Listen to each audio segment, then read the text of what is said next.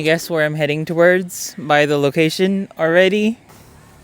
Yup, today's vlog is taking me to Pokhara from my home city of Kathmandu, about 200 kilometers from the Nuwakot Galchi route, because I've heard the main highway is still under construction. This here with me is the BYD Atto3, and I've already done a review of it, but thought I'd take it out to do a highway vlog to check out why so many people are so in love with this car. This car comes with a 60 kilowatt hour LFP battery that's mated to a 100 kilowatt motor that produces about 310 newton meters of torque and does 0 to 100 in under 10 seconds. But I'm really not here to check out the stats and numbers on this car. Today, what I'm going to do with this car is I'm going to peg it against my own, the Kona, the Hyundai Kona 2019 pre-facelift variant, because that is my daily driver and I want to see whether this is as good of a highway chomper as that. So today I'm on the lookout for the handling, the acceleration for quick overtakes on the highway, and things like the suspension and body roll, because you'd obviously want to be comfortable on the highway, right? Oh, and while I'm at it, I'm going to check out the range for you, because you obviously don't want a car that is going to make you stop at different points, would you? So I'm going to hop onto the driver's seat now and let's get rolling. Oh, the lighting is bad. All right, it is 4 in the morning, already with my family, packed, and we are off to Pokhara.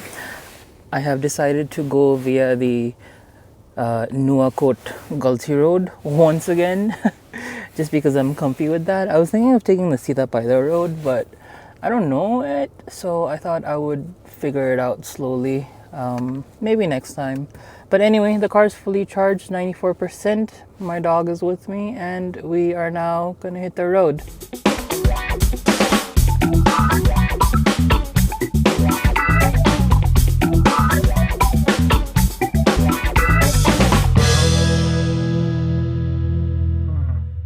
It's 6:43 and we are at this place called Triple Crown. About 2.5 hours on the road. I think more than for us, this is a break for my dog, because every 2 hours or so you kind of have to stop just to let him stretch and run around and use the restroom. We've sort of trained him to go to the restroom on command, so he is definitely going to need that, and then it's going to be another 2 hours straight. But I unfortunately did not have too much of place to like stop and record on the way. We reached Pokhara within 15 minutes because the city was so empty at 4 a.m. in the morning, and then we started climbing. The consumption on the BYD sort of skyrocketed to about 25 kilowatt hour for every 100 kilometers, which means like 4 kilometers per unit of electricity. And then on the way down though, it was like almost negligible, so like 236 kilowatts per 100 kilometer. So that was like nothing. And then the moment we hit Nuwakot and we were like parallel to the Trishuli River, we hit a lot of dense fog, and driving with low visibility, I really thought I would be able to hit speeds of like 70 and upwards on the highway, as I did on my previous video with the M6, but I just could not. And so with the hazard lights on, it was like just focusing on the road and speeds around 50, 60, maybe 70 in some places, but not more than that. And then we were in Galchi by like the 2 hour 15 point since we departed from home in Koteshwar. I always forget how pleasant a BYD is to drive.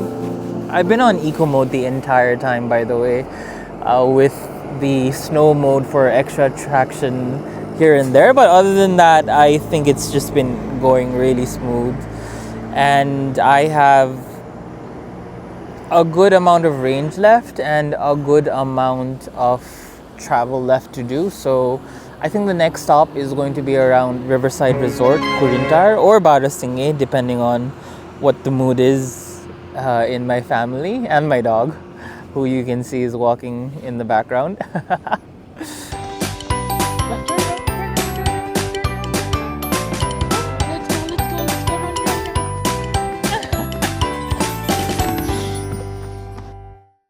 So I am now at Royal Home. It's 9 a.m. I've been on the road for like, I guess 4 or 5 hours now, and I wanted to top up the car because I'm down to about 50 something percent. I still have like 200 odd kilometers left of range, but I was thinking if I could just top up the car to 100% here, then I wouldn't need to figure out something in Pokhara. And Royal Homes, I'll put the link on the screen, has Yatri chargers. In fact, it has 3 Yatri chargers, but the lights just went out. Typically Nepali things. I did leave with a proper 80% charge in my car. I think 90%, sorry. But the thing is, I just wanted to be on the safe side and top it up right now. I guess that's not gonna happen, so I'm probably gonna take a quick stretch and walk my dog. And then if that doesn't work, the lights don't come by then I'm just gonna hit the road. There's gonna be more chargers on the highway.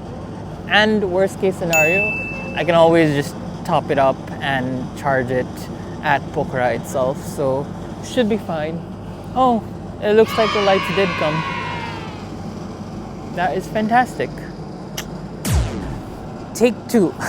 The lights came back, but for some reason my car didn't accept charging on this first unit, so then I had to switch onto this and then again replug it, and then it finally started. But hooray, we have charge. We actually have almost up to 60 kilowatts of fast DC charging. My battery health was at 54% from, I think I left at 90%. It's been a lot of spritey driving with heating on. As you can see, it's like an overcast day. Temperature is really not on our side, so I've been keeping heating at like 26, 25 degrees with like moderate fan speed. And you know, electric vehicles with heating just sap battery. There's nothing you can really do. It's actually starting to like drizzle a little bit.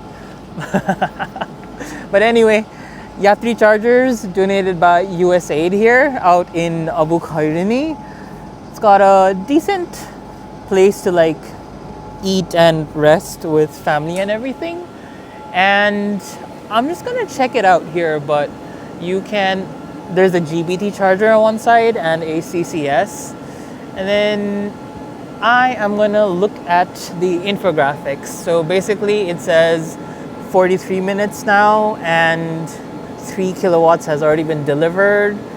You get a good breakdown of the voltage, but also your battery information, like your battery type, your capacity, your max current and voltage, your minimum, maximum cell voltage temperatures. So quite useful. The lady who was operating the charger said that they take by percentage here, which again, for a big car battery like the BYD I have is the superior variant, which has about a 60 kilowatt hour battery. So that's definitely an advantage if you have a bigger battery size when they charge by percentage. Like if you had a smaller battery size, like 30 or 39 on my Kona, then that would be a bit of a disadvantage. But nevertheless, fast charging. I'm gonna head out, take a quick rest now. The highway up till here was, well, it opened up. This is definitely the time to travel, I think, leaving way before sunrise and then just hitting the highway. I did notice that because of the mud and everything on the road, my 360-degree cameras were already covered up with like grime and everything, so it really didn't help me today. Like, the front camera is here, so that is for the rest of the journey until the next stop. My dog also needs a bit of a rest and a walk. It's been about an hour and a half since our last stop. I am also enjoying the suspension on this. Really, really soft, supple sort of suspension that just bounces. So what I quickly noticed between my car and this car is that, well, the regenerative braking isn't that strong on this. So I am having to apply the brakes a lot more. I am just more than happy with Kona's paddle shifters behind the steering wheel that allows for changing in regenerative braking. This one doesn't have that, so I've just kept it in high, which I never do, by the way, if you've been watching my reviews, but still really smooth gliding. The braking's really nice and linear on this. That's something that I liked. And I like the fact that because of the supple suspension, you don't really have to slow down too much on the bumpy bits on the highway. It'll just glide through the bumps, honestly. In my Kona, I definitely have to slow down a lot more and then pick up speed a lot more again. Oh, speaking of which, I was in eco mode in the first half of the trip, but then I switched to normal because I noticed you have to have a lot of foot play with eco mode in terms of picking up speed and everything. Anyway, I'm gonna grab a quick bites, walk my dog a bit, and then I'll hit the road again.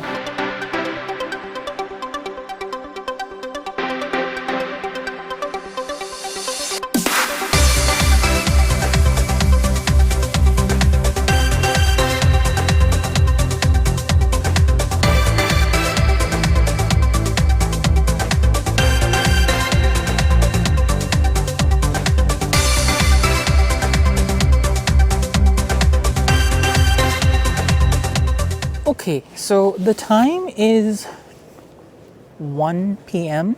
and I just arrived at Pokhara on the Atto3. I had a full charge at Khaireni at Royals Resort, and I just arrived with 74% left, which is more than enough for my next couple of days here. That's exactly why I charged it, because I didn't want to find a hotel with an empty charger or the NEA charger here. I just wanted to have some spare to go around the city. Not that this car needed a charge on the way here. And I think I drove with a heavy foot, and also AC was either on high for heat or very low for cool air, and my past 50 kilometer consumption was actually 21 kilowatt hour for every 100 kilometers, and my average is about 17, 18. So definitely on the less efficient side. But yeah, it was very surprising the last part of the drive because there were so many Indian vehicles. There was just a whole line to the point I was like, where are all the Nepali cars? Where are all the Nepali people? Where are the Nepali buses? It was just Indian buses, Indian cars, Indian bikes, non-stop. I guess they were all in Pokhara for New Year's, which is fantastic for the local economy, I guess. And then just when I hit Lake Nath, which is about 10 kilometers outside of Pokhara, the city, suddenly you just hit the entire line of all the Nepali drivers that I was questioning before, earlier in the day. And it was just a long line of Nepali drivers. I did notice the pace of road development was really fast, and I'm quite optimistic. Like, I came here last week on the M6 rally over Christmas, and from then to now there were like new pitch tops and everything. Really phenomenal. So I'm at the end of my vlog. I had about 70% to spare, which meant at Pokhara, I had enough charge to climb up Sarangkot and see the views. The Himalayas are breathtaking right now. But also right now, where I'm ending the vlog, up at Pumdikot, I still have over 45% charge left. And even with these steep climbs, it's just been 20-minute drives from Lakeside with efficiency climbing up to like 17, 18 kilowatt hour for every 100 kilometers, which really isn't a lot. So good going there, BYD. And at the end of this journey, what I want to really point out that I had started with is that This is a proper highway chomper. Not just a great city car. Efficiency is anywhere between 13 to about 17, 18 with like heavier foot driving, faster driving, with AC of course, and 3 adults, my dog, a boot full of luggage. I was actually carrying some things for BYD Nepal too, and clearance was just not an issue throughout. Overall, it's been a phenomenal journey, and I really finally do understand why people have bought this car in such numbers. You see them everywhere, not just in Kathmandu, but outside of Kathmandu equally. And anyway, saying that, I definitely want to end this vlog with a thanks to BYD Nepal for allowing me this opportunity to test drive this on the highway. And I'll see you on the next one. Peace.